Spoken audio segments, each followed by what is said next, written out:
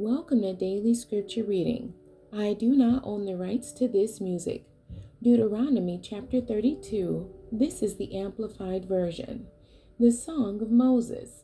Listen, O heavens, and I will speak, and let the earth hear the words of my mouth. Let my teaching drop as the rain, my speech distill as the dew, as the light rain upon the tender grass, and as the spring showers upon the herb. For I proclaim the name and presence of the Lord. Ascribe greatness and honor to our God, the rock. His work is perfect, for all his ways are just, a God of faithfulness without iniquity. In justice, just and upright is he. They, Israel, have acted corruptly toward him. They are not his children because of their moral defect, but are a perverse and crooked generation. Do you thus repay the Lord, O foolish and unwise people? Is not he your father who has acquired you as his own? He has made you and established you as a nation. Remember the days of old. Consider the years of many generations. Ask your father, and he will inform you, your elders, and they will tell you. When the Most High gave the nations their inheritance, when he separated the sons of man, he set the boundaries of the peoples according to the number of the sons of Israel. For the Lord's portion and chosen share is his people. Jacob, Israel, is the allotment of his inheritance. He found him in a desert land, in the howling wasteland of a wilderness. He kept circling him. He took care of him. He protected him as the apple of his eye. As an eagle that protects its nest, that flutters over its young. He spread out his wings and took them. He carried them on his pinions. So the Lord alone led him. There was no foreign God with him. He made him, Israel, ride on the high places of the earth, and he ate the produce of the field. And he made him suck honey from the rock, and olive oil from the flinty rock, butter and curds of cows, and milk of the flock, with fat of lambs and rams, the breed of Bashan and goats, with the finest of the wheat. And you drank wine, the blood of grapes. But Jeshurun, Israel, became fat and kicked at God. You became fat, thick, sleek, and obstinate. Then he abandoned God, who had made him, and scorned the rock of his salvation. They provoked him to jealousy with strange gods by denying him the honor and loyalty that is rightfully and uniquely his. And with repulsive acts, they provoked him to anger. They sacrificed to demons, not to gods whom they have not known, new gods who came lately, whom your fathers never feared. You were unmindful of the rock who bore you, and you forgot the God who gave you birth. The Lord saw it and rejected them, out of indignation with his sons and his daughters. Then he said, I will hide my face from them. I will see what their end shall be. For they are a perverse generation, sons in whom there is no faithfulness. They have made me jealous with what is not God. They have provoked me to anger with their idols. So I will make them jealous with those who are not a people. I will provoke them to anger with a foolish nation.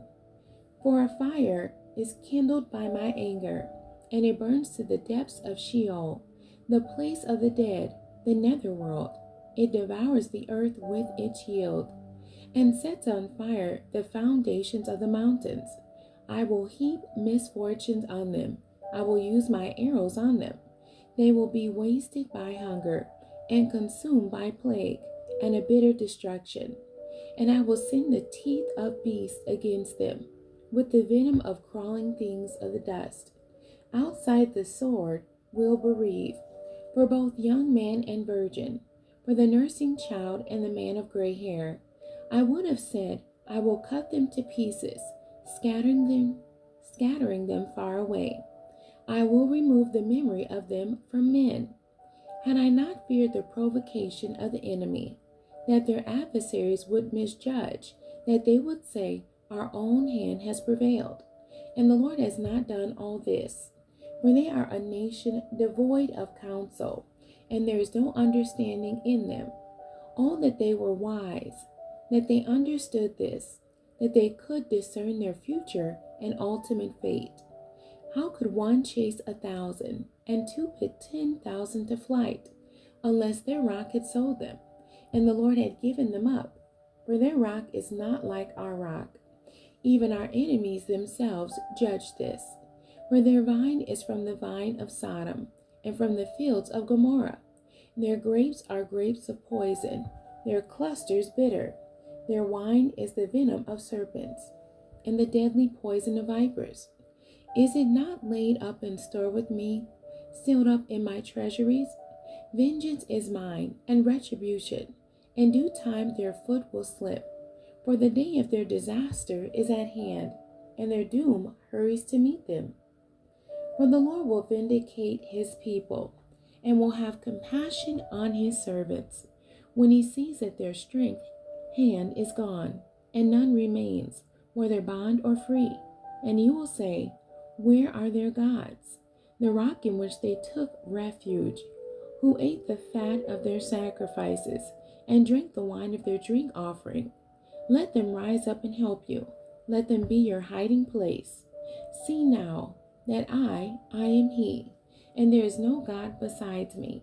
It is I who put to death, and I who give life. I have wounded, and it is I who heal, and there is no one who can deliver from the power of my hand. Indeed, I lift up my hand to heaven, and say, "Swear an oath as I live forever."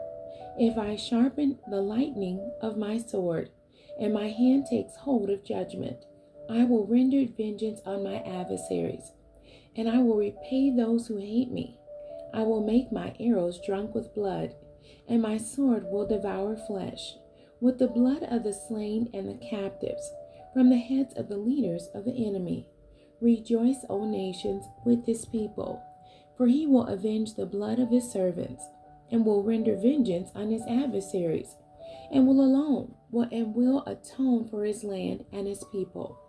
Then Moses came and spoke all the words of this song in the hearing of the people, he and Joshua the son of Nun. When Moses had finished speaking all these words to all the people of Israel, he said to them, "Take to heart all the words of warning which I am speaking to you today. And you shall command your children to observe them carefully, to do all the words of this law, for it is not an empty or trivial matter for you. Indeed, it is your very life. By honoring and obeying this word, you will live long in the land, which you are crossing the Jordan to possess." And the Lord said to Moses that very same day, "Go up to this mountain of the Abarim, Mount Nebo, which is in the land of Moab, opposite Jericho, and look at the land of Canaan, which I am giving to the sons of Israel as a possession. Then die on the mountain which you climb, and be gathered to your people in death, just as Aaron your brother died on Mount Hor, and was gathered to his people, because you broke faith with me among of the sons of Israel at the waters of Meribah, Kadesh, in the wilderness of Zin, and because you did not treat me as holy among of the sons of Israel. For you shall see the land opposite you from a distance, but you shall not go there, into the land which I am giving to the children of Israel." The end. God bless you, and thank you for joining me today.